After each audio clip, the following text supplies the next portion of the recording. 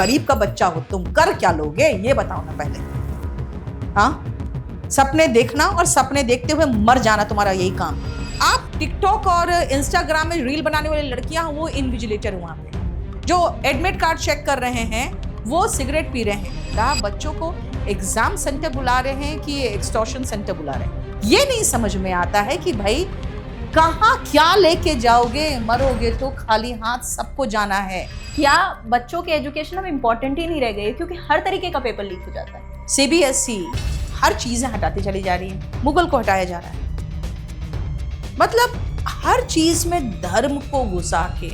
तो सीबीएसई ने एक तो सबसे पहले एजुकेशन सिस्टम का नाश किया, लेकिन अब तथ्यों को मत मरोड़िए और जो बहुत इंपॉर्टेंट कॉन्सेप्ट्स हैं उनको क्यों हटाया जा रहा है। आप लोग जब डीओपीटी में तक बात करने गए थे तो मिनिस्टर बात करने के लिए अवेलेबल। देखिए, मिनिस्टर तक बात पहुंची कि नहीं पहुंची वो भी नहीं पता, हमें तो पीठ के पहले ही निकाल दिया गया।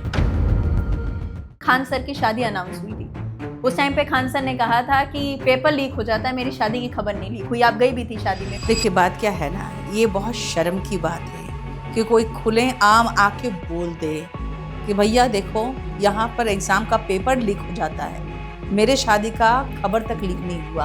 अपने स्टूडेंट्स के लिए कोई मैसेज जो अभी भी नाउमीद है या प्रोटेस्ट पे बैठे हों? हंगामा हमारा मकसद नहीं है, बस कोशिश यही है कि सूरत बदलनी चाहिए।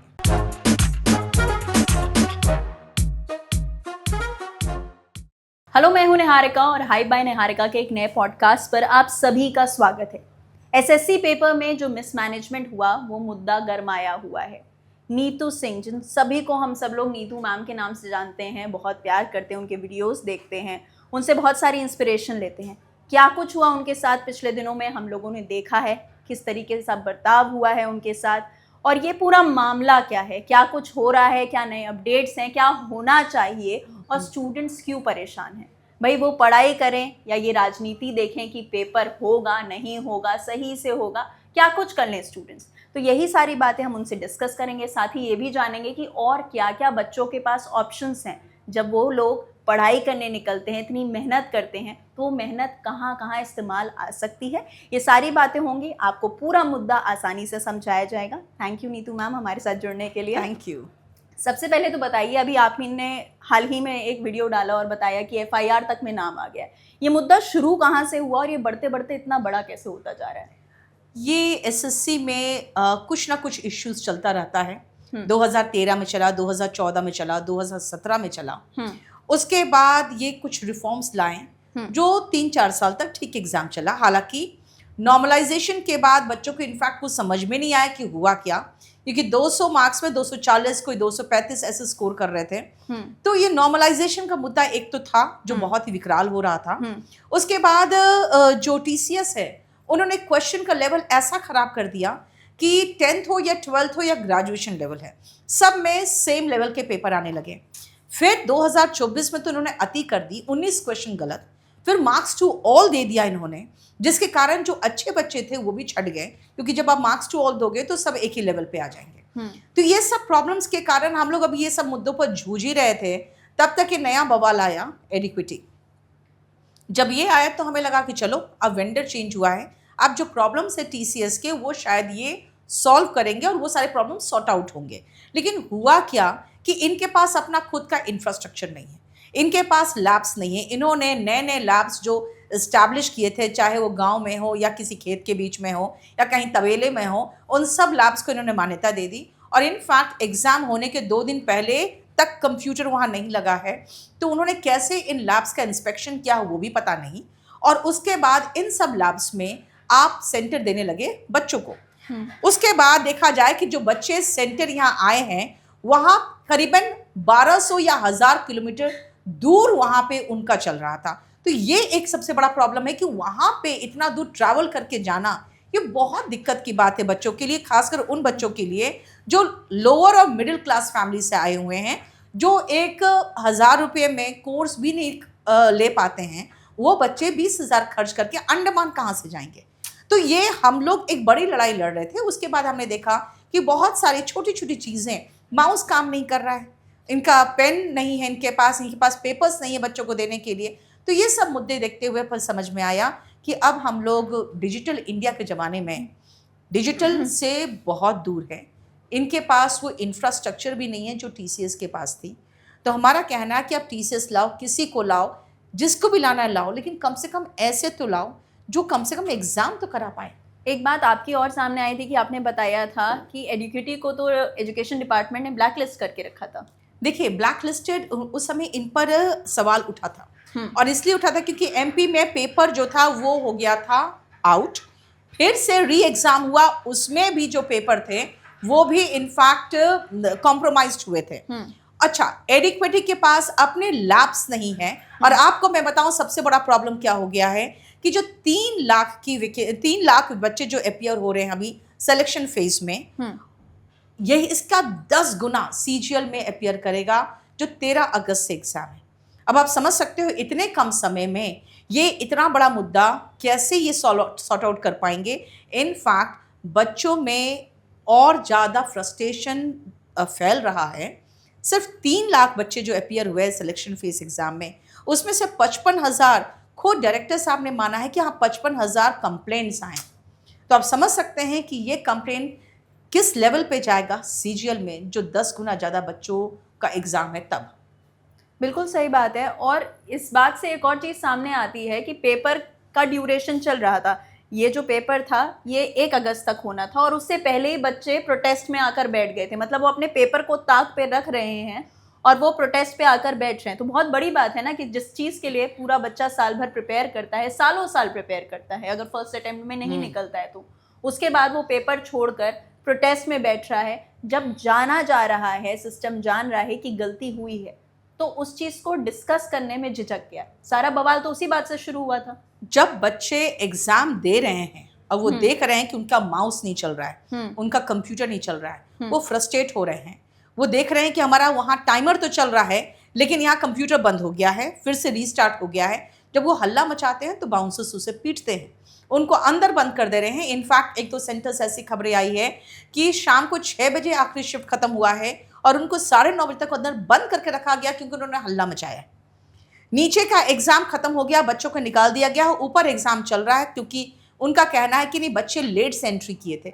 कुछ नहीं, यहाँ बहुत सारी चीज़ें हो रही है, और अगर इन सब चीज़ों को आंख मूंद के एसएससी चीफ कह रहे हैं कि शुरुआती हिकअप्स है, बाद में ठीक हो जाएगा, शुरुआती में ऐसा होता है। भाई शुरुआत ऐसा नहीं होता है, क्योंकि कम से कम इनके पास इंफ्रास्ट्रक्चर तो होना चाहिए। अगर वो नहीं है तो ये रातों रात इंफ्रास्ट्रक्चर नहीं ला सकते हैं। सीजीएल का एग्जाम 13 तारीख से, 13 तारीख के पहले वो अपना इंफ्रास्ट्रक्चर कैसे ठीक कर लेंगे, ये हमें समझ में नहीं आ रहा है।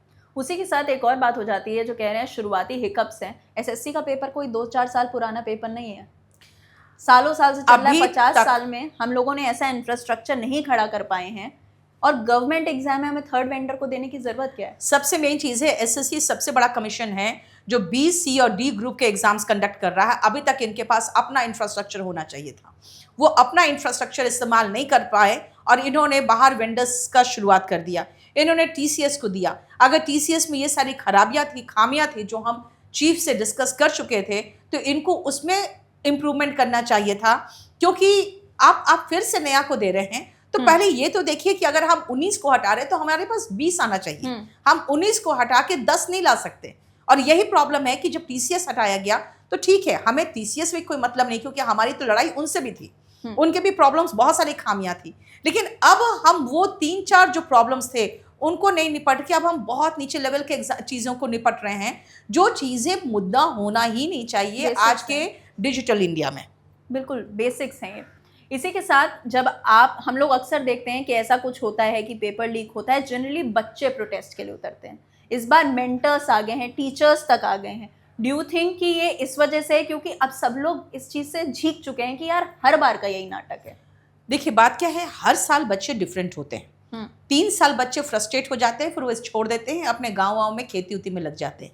लेकिन हम जब हर साल बच्चों को उम्मीद बंधाते हैं कि तुम्हारा होगा, तुम्हारा होगा, तुम्हारा होगा, तो हम भी दिमाग में सेट रहते हैं कैसे होगा। हम भी जानते हैं कि वैकेंसीज कम हो रही है, आपके पास वेटिंग लिस्ट नहीं है, और वो जो बच्चे उस लेवल पे पहुंच गए हैं कि जो साल दर साल क्वालिफाई कर सकते हैं, वो बार बार उन सीट्स को ख़राब करते हैं क्योंकि उनका रिजल्ट डिले आता है, तो वो फिर से एग्ज़ाम दे देते हैं, फिर उसके नीचे वाला एग्ज़ाम दे देते हैं, और जब उनका ऊपर एग्ज़ाम में हो जाता है तो नीचे की सीट्स ख़राब करते हैं।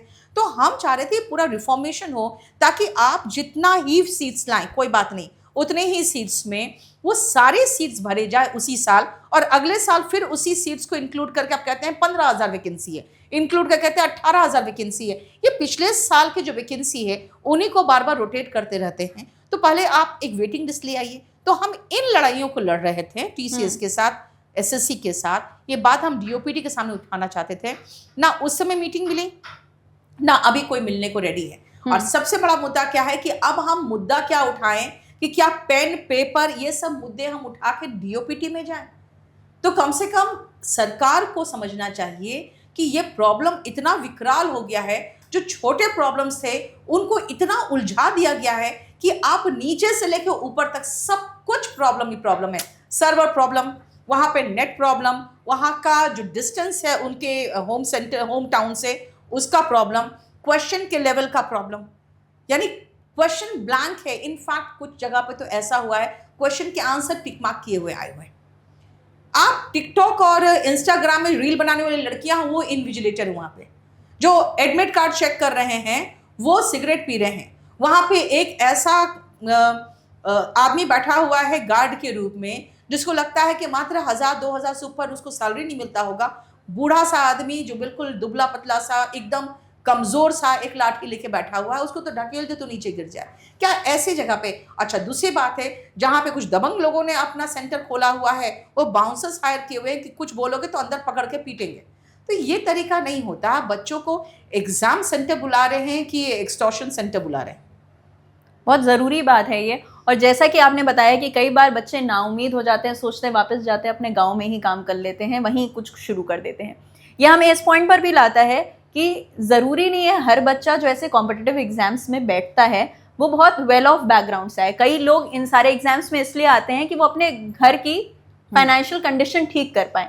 लेकिन अब अगर दिल्ली जैसी जगह में आपका केडी कैंपस है, केडी लाइफ है, आप भी 100 तरीके के बच्चों से मिलती होंगी, हर तरीके के फाइनेंशियल बैकग्राउंड से।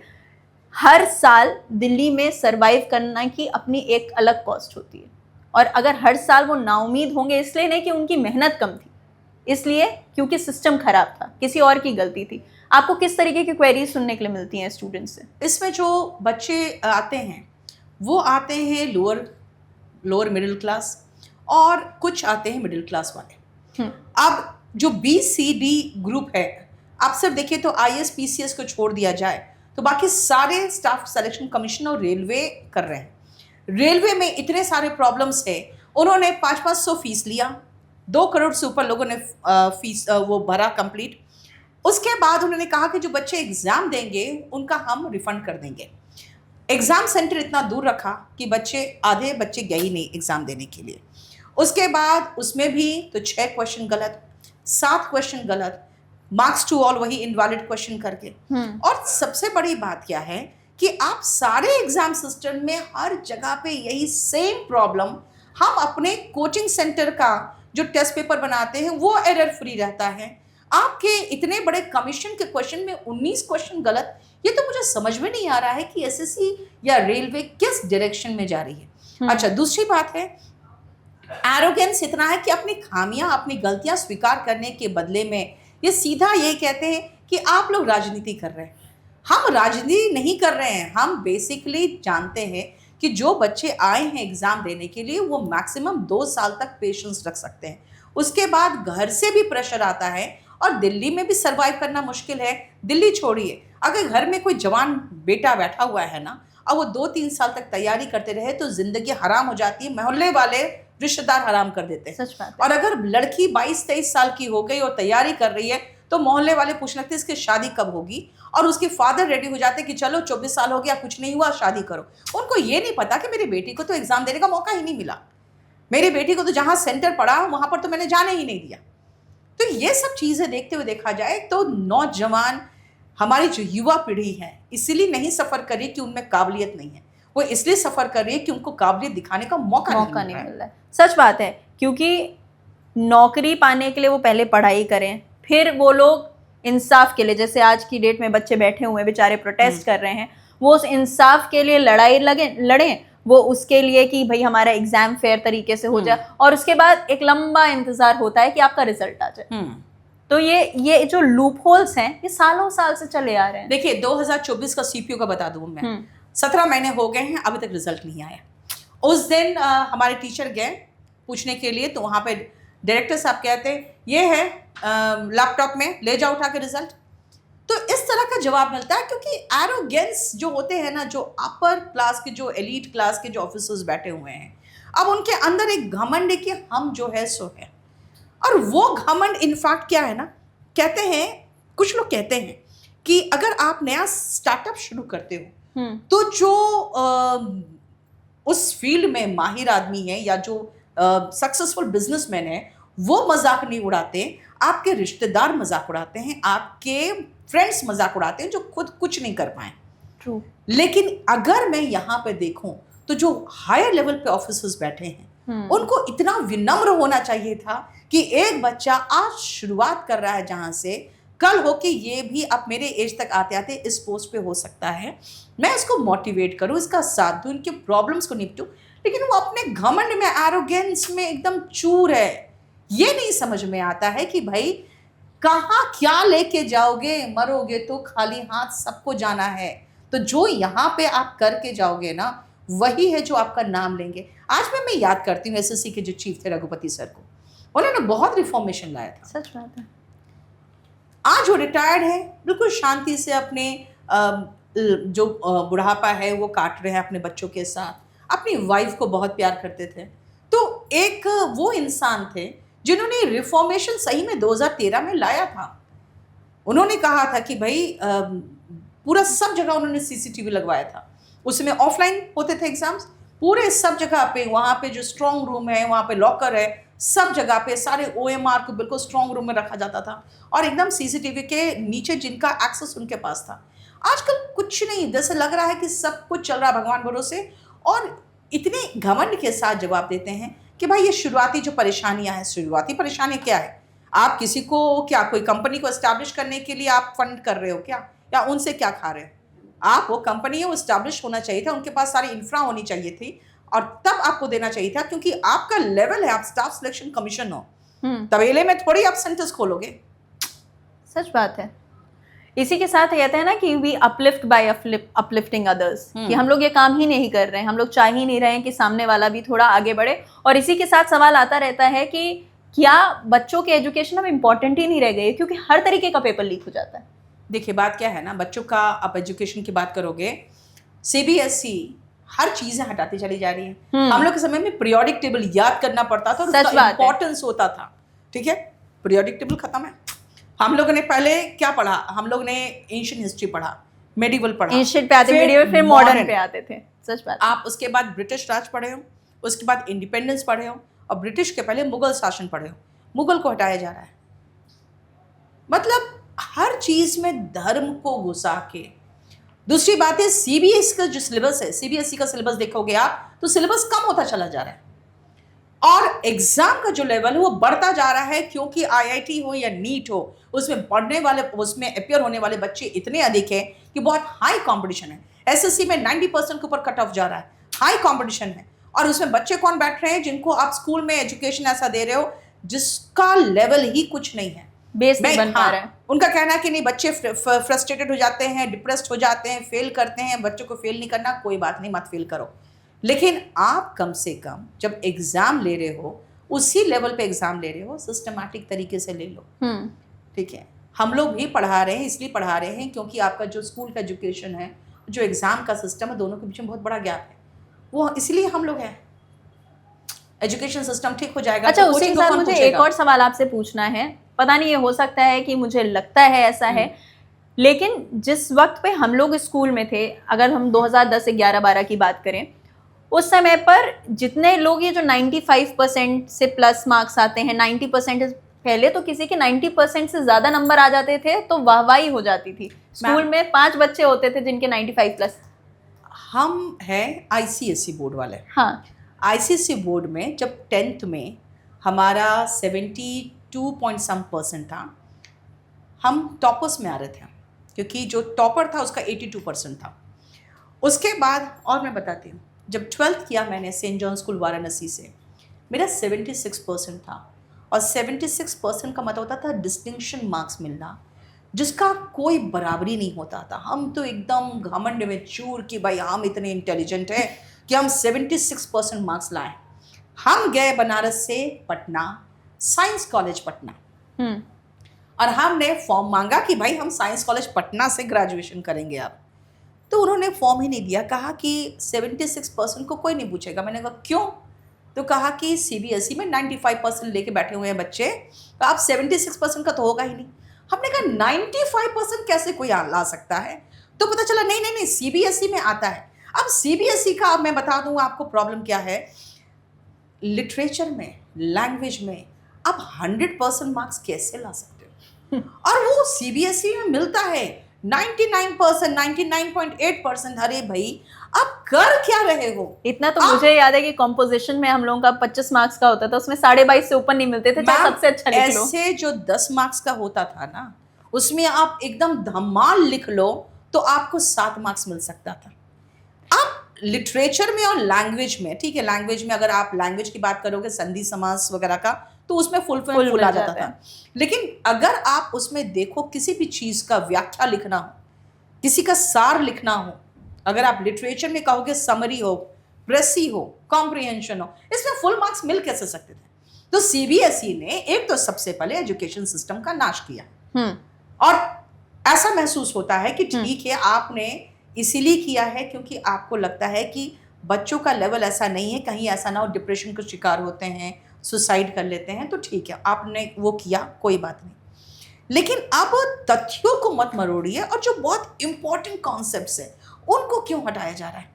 बहुत अच्छी चीज़ें हैं जो हम लोग के समय में हम लोग पढ़ते थे, वो आप सिलेबस में नहीं है। मैंने एक चीज़ मार्क किया है, आप सीबीएसई में 10th स्टैंडर्ड में अब 2-2.5 महीना अगर बच्चा पढ़ लेना तो वो पास कर जाता है। हमारे समय में ऐसा नहीं था, फुल साल मेहनत करना पड़ता था, और अगर लास्ट के 2 महीने में सोच लो तो फिर आप पागल हो जाते कि भाई इतना सिलेबस तो हम कंप्लीट ही नहीं कर सकते, लेकिन आप पास कर रहे हैं। मगर आप तो हर साल स्टूडेंट्स देखती होंगी, हर बोर्ड से स्टूडेंट्स आते हैं, आपको लगता है कि क्योंकि जो बेस एजुकेशन है वो बार बार चेंज हो रहा है, कम होता जा रहा है, कोर्स कम है, तो आप लोगों को और ज़्यादा मेहनत करनी पड़ती है उन लोगों के ऊपर? नहीं, अभी जो क्लास में कभी 1-2 बार मैंने कह दिया है कि भाई ये तो कोविड की फसल है जो अभी काट रहा है। सच कहूँ तो इन लोग के पास नॉलेज की भी कमी है, और इन लोग के बेसिक्स कमज़ोर है।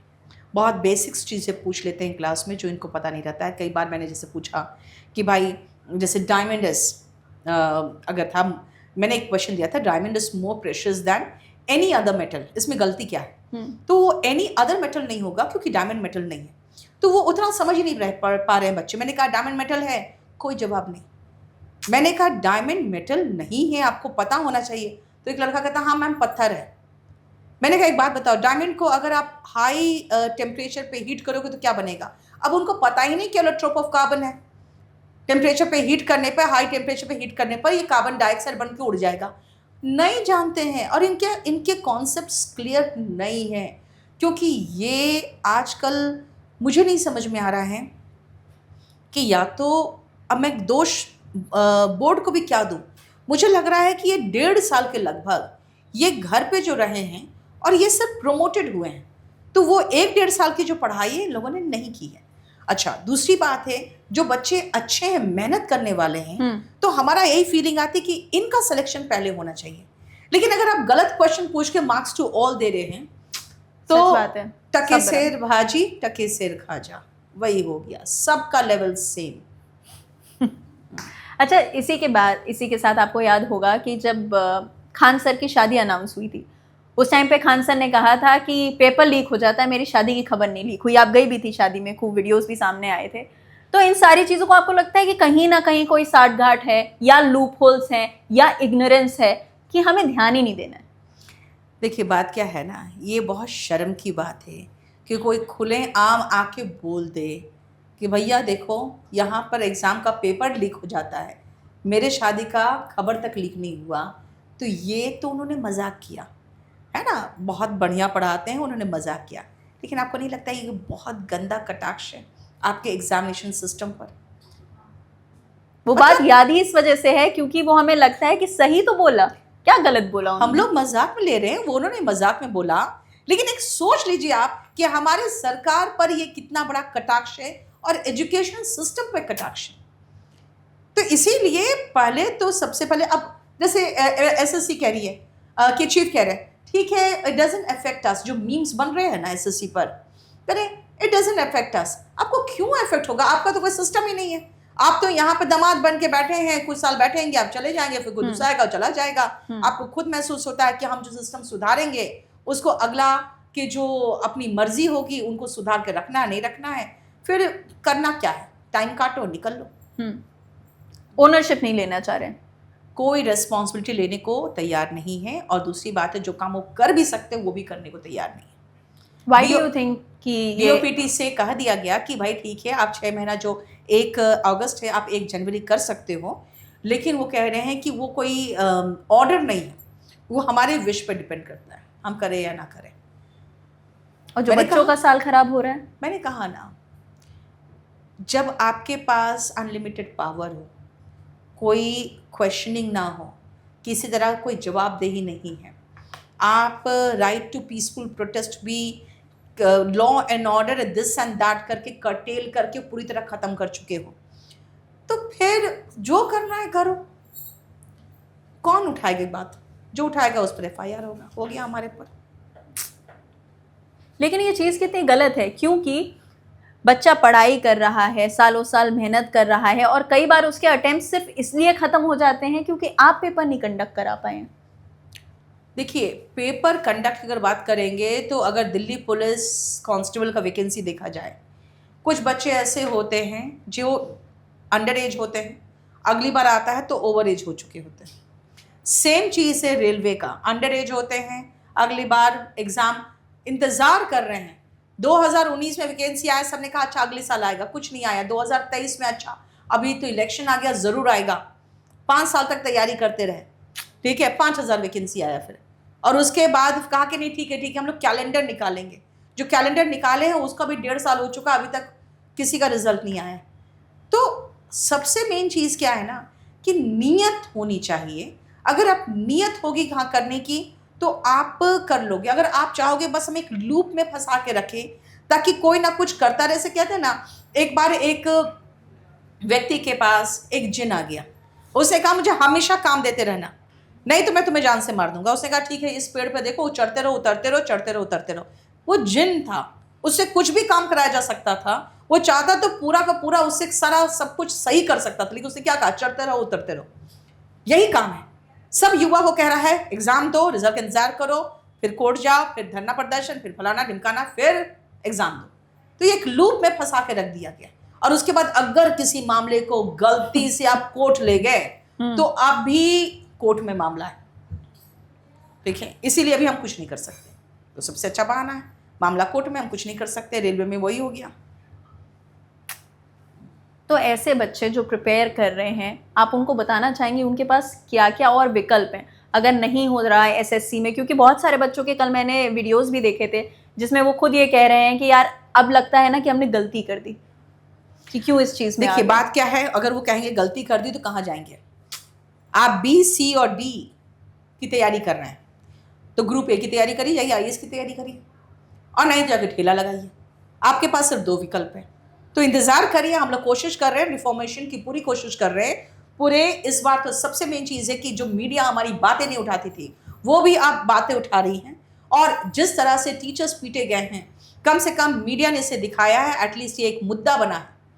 कम से कम हमारे पास मीडिया वाले भी आ रहे हैं, हमें बच्चे भी समझ रहे हैं कि हमारे लिए टीचर क्या कर रहे हैं। टीचर अगर आपके लिए पिट रहे हैं, आपके लिए FIR सह रहे हैं, तो इसका मतलब मामला गंभीर है। इस पार या तो उस पार कुछ ना कुछ नतीजा लेके आएंगे, और इसीलिए निराश ना हो, क्योंकि निराश हो कि यार गरीब का बच्चा हो, तुम कर क्या लोगे ये बताओ ना पहले। हाँ, सपने देखना और सपने देखते हुए मर जाना तुम्हारा यही काम। बस इंतजार करो, कोशिश हमारी यही है कि कुछ भी होगा, कुछ ना कुछ रिजल्ट लेके आएंगे इस बार। और एक बार ये आग जल चुकी है, वो कहा ना, मेरे सीने में ना सही तेरे सीने में सही, हो कहीं भी आग, आग जलनी चाहिए। खूबसूरत बात, सही बात है। लेकिन एक तरह से देखा जाए तो जो पेपर नहीं हो पा रहे हैं उसकी वजह से सिलेक्शन नहीं हो पा रहे हैं, बहुत सारे काबिल बच्चे हैं जिनको मौका नहीं मिल पा रहा है।